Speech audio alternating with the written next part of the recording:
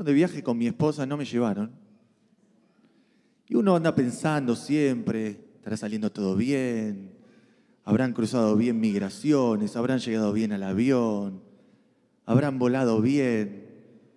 Y en eso llega un mensaje al teléfono, una simple imagen que lo resuelve todo.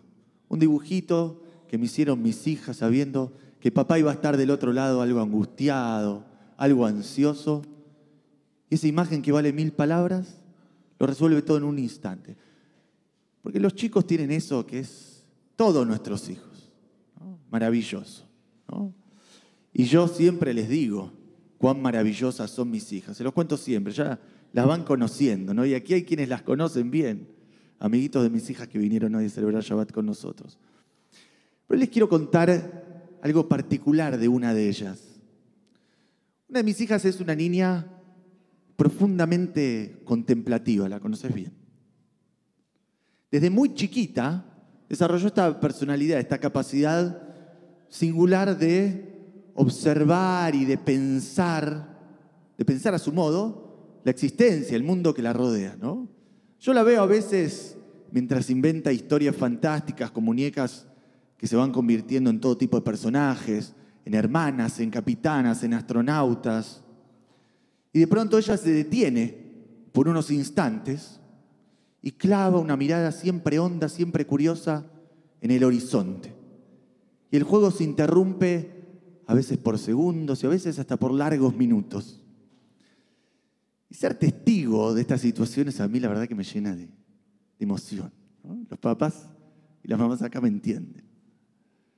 Me reconforta, pero también siento algo adicional. Siento que aquello que veo me resulta conocido, ¿no?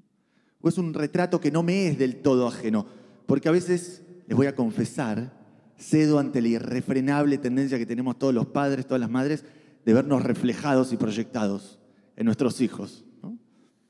Y me recuerdo, quizás en una memoria que viene ya distorsionada por la distancia y los años pasados, me recuerdo en mi infancia como un chico con atributos similares, con ciertos aires reflexivos. Algunos amigos que me conocen de chico me decían que era colgado. Yo pienso que era un chico reflexivo. Porque como ella podía pasar horas, o lo que a mí se me antojaba en aquel entonces, eran horas pensando, cavilando, rumiando la existencia. Pero seguramente en mi caso no tenía absolutamente nada de especial. Porque en aquella época, cuando yo era chico, un tiempo en el que todavía los aparatos electrónicos no dominaban nuestra vida, un momento en el que los teléfonos inteligentes no nos habían convertido en estúpidos, ¿no? Teníamos nosotros todos momentos y lugares específicos, determinados, que consagrábamos a los efectos de la contemplación. Teníamos la capacidad de detenernos, de detener el tiempo, como lo hace mi hija cuando interrumpe sus juegos, y pensar. Examinábamos el mundo, lo cuestionábamos, lo pensábamos, lo sopesábamos, ¿no? En nuestras mentes. Pero ya no lo hacemos, o al menos hablo por mí. Yo ya no lo hago. Perdí el hábito, la gimnasia del pensamiento. Porque como todos nosotros, cuando tengo un instante para pararme a pensar, prefiero hacer algo menos riesgoso, ¿no? ¿Y qué hago? Adivinen. Agarro el teléfono. Titi siempre me entiende. Titi siempre me entiende. Agarro el teléfono para ver qué. Para ver si alguien me escribió uno de esos cientos de mensajes diarios que recibo que no tienen ningún tipo de relevancia. Para ver si en los últimos 5 minutos en los que por alguna razón logré no mirar la pantalla, algo estrafalario sucedió en el mundo y removió sus cimientos. Miro el teléfono para ver quién dio el batacazo del Mundial, si Marruecos, si Senegal, si la selección va a formar con 5 atrás, con 10 en el medio, con 4 delante y qué sé yo, cuántas cosas más que no tienen ningún tipo de relevancia y que solo vienen a colmar el vacío de nuestra existencia, ¿no? Y les quiero contar en este sentido algo curioso que me ocurrió la semana pasada. Tuve una noche de insomnio, una larga noche de insomnio en la que no podía conciliar el sueño. Y como ya ni medito ni leo, ¿qué hice? Naturalmente, agarré el teléfono que estaba depositado, como en todas nuestras casas, sobre la mesita de noche, ¿no? Lo desbloqueé y me recibió ahí, como siempre, en el navegador, nuestro nuevo Dios. Esa deidad flamante, ubicua, omnipresente, omnisciente, que está en todos lados, que todo lo sabe, que es invisible y que a pesar de nunca haberla visto, todos aquí, sin excepción, adoramos y veneramos. Y no estoy hablando ni del Dios de la Torá, ni del Dios de Abraham, de Isaac y de Jacob. Estoy hablando de aquel que rige nuestras vidas. El Dios algoritmo. Aquel que sabe, como dice Drexler en una canción, mejor que nosotros, qué es lo que queremos, qué es lo que necesitamos, qué tenemos que comprar, qué tenemos que ver, qué tenemos que leer, a dónde nos tenemos que ir de vacaciones y cómo llegar a ese lugar, ¿no?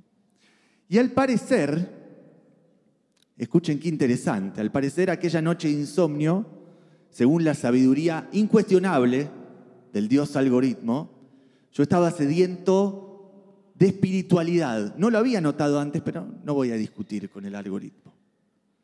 Así que se me ofreció en la pantalla principal una serie de videos en los que se veía un hombre con, voy a decirlo así, con típica pinta occidental, pero que llevaba unos atuendos del estilo de los monjes tibetanos, ¿no? ¿Saben de qué estoy hablando? Me interesó todo aquello. No soy avesado en estos artes, pero si el algoritmo lo puso delante mío, seguramente había una buena razón. Y el hombre del video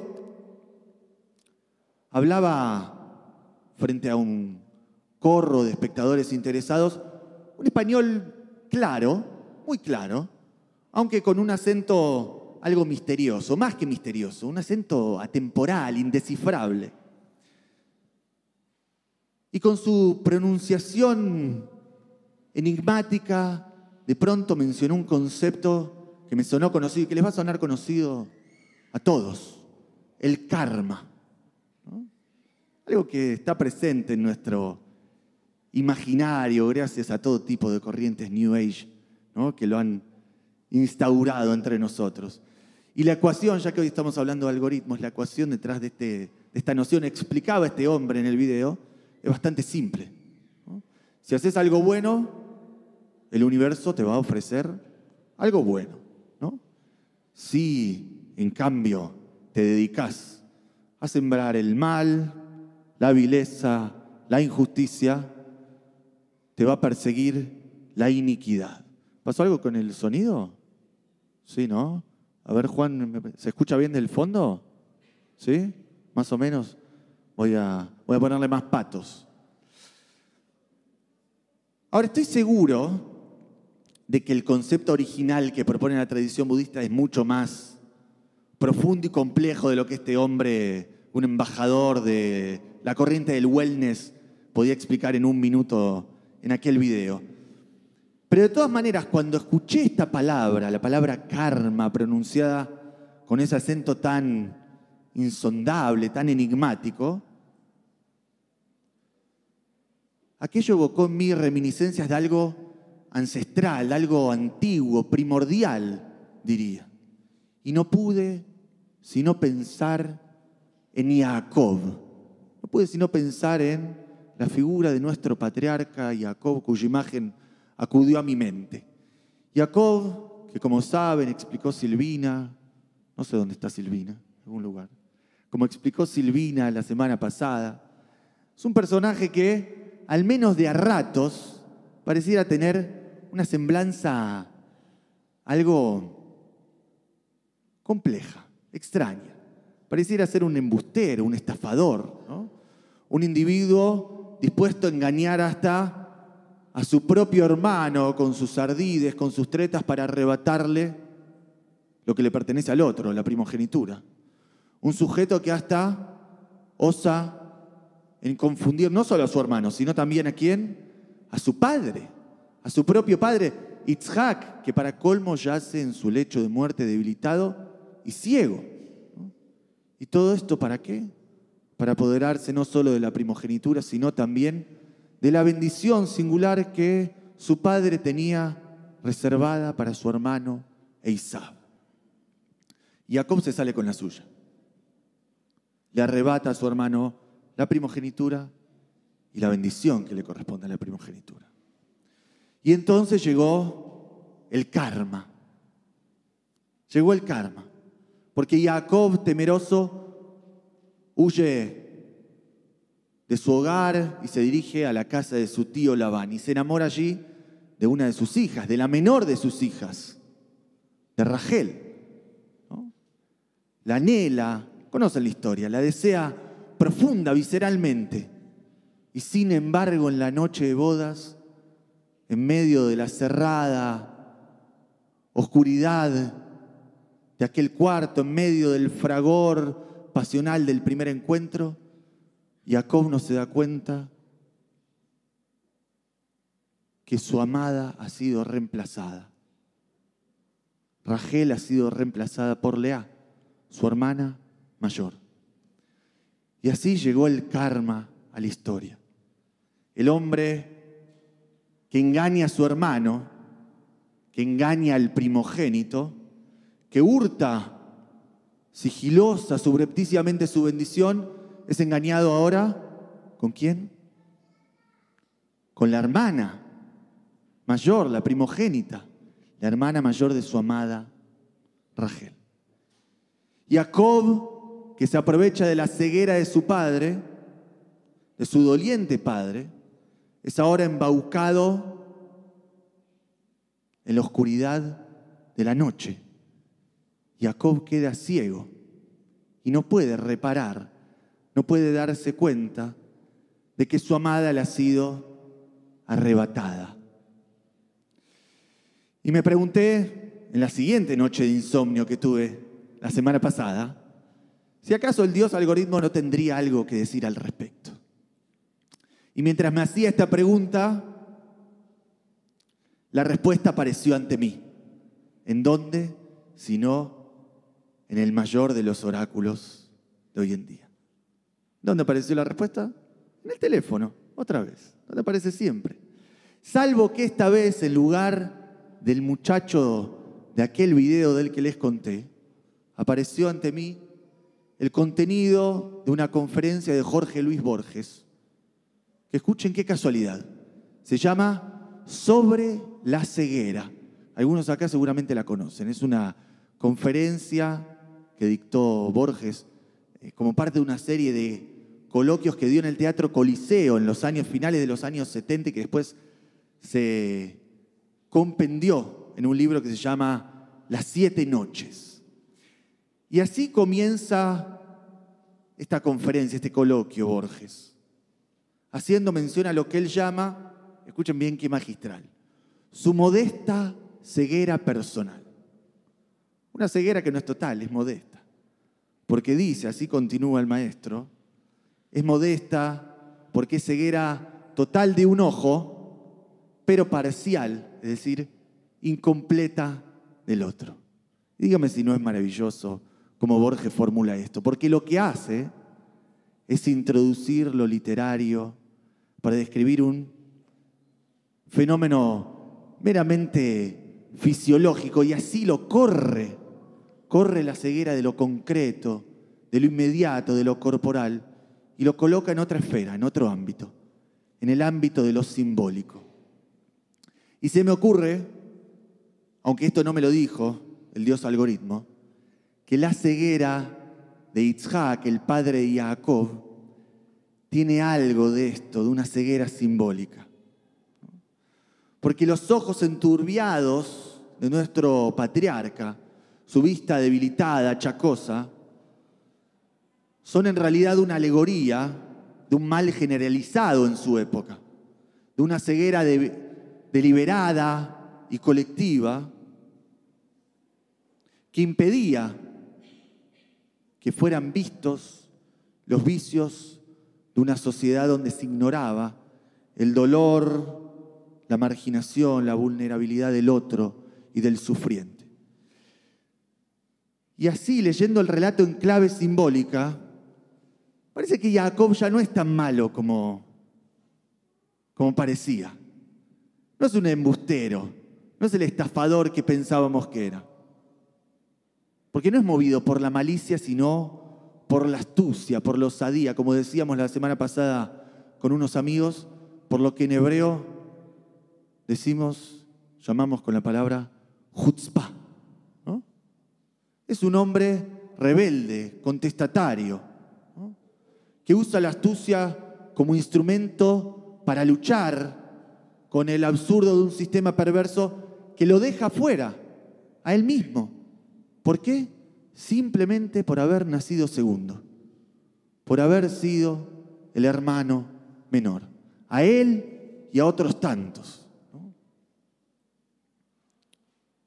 Y leyendo el texto de esta manera, en clave simbólica, no solo encuentro algo adicional en la figura de Jacob, encuentro algo adicional en la figura de Yitzhak y en nosotros mismos. Porque nosotros somos Yitzhak, nosotros somos ese hombre ciego, encarnamos su ceguera de manera concreta y simbólica a la vez. Porque al igual que él, preferimos hacer la vista gorda y dejar de ver las taras, las máculas, los vicios que hay a nuestro alrededor. Pretendemos mirar hacia otro lado, ¿no? Encender las pantallas, distraernos con el esplendoroso espectáculo de la Copa del Mundo, con el fuego oscilante, ¿no?, que baila, danza alrededor del trofeo, mientras del otro lado de la pantalla la pobreza, la marginación, la desigualdad, la inflación lo sigue arrasando, fagocitando, comiéndoselo todo. Pero no importa, total Argentina va a salir campeón, ¿no? No importa, total el algoritmo nos está diciendo hace meses que pensemos en otras cosas, ¿no? Nos dice que el machismo, el sexismo, la homofobia quedaron lejos de nosotros y del mundo occidental. Son solo prerrogativa de Qatar y del mundo oriental. Nosotros ya nos hemos despojado hace tiempo de los vestigios de aquellos males. Lo dice el algoritmo, ¿no? Deberíamos creerle. Pero yo no le creo. Me niego a creerle. Porque aunque ya no soy un tipo contemplativo, como quizás lo fui antes, los años me dieron algo de escepticismo. Ya no soy contemplativo, ahora soy escéptico y prefiero dejar de creerle al Dios algoritmo. Prefiero creerle a Borges. Prefiero creer en el escritor, en el profeta y no en su Dios. Prefiero pensar, como decía él, que nuestra ceguera no es total. Es una modesta ceguera, no personal como en su caso, sino colectiva. Pero al ser modesta quizás podamos salir de ella, podamos sanarnos, podamos curarnos como sociedad. Y para eso quizás haga falta leer de nuevo la figura de Jacob. Quizás haga falta hallar la semblanza de Jacob dentro nuestro, de una figura denunciante, crítica, implacable ante las injusticias, para que así podamos finalmente redimir la ceguera de su Padre, redimirnos a nosotros mismos, salir de nuestra ceguera, abrir los ojos y despertar de nuestros múltiples letargos. Shabbat Shalom Umevoraj. Nos vamos a poner de pie, por favor.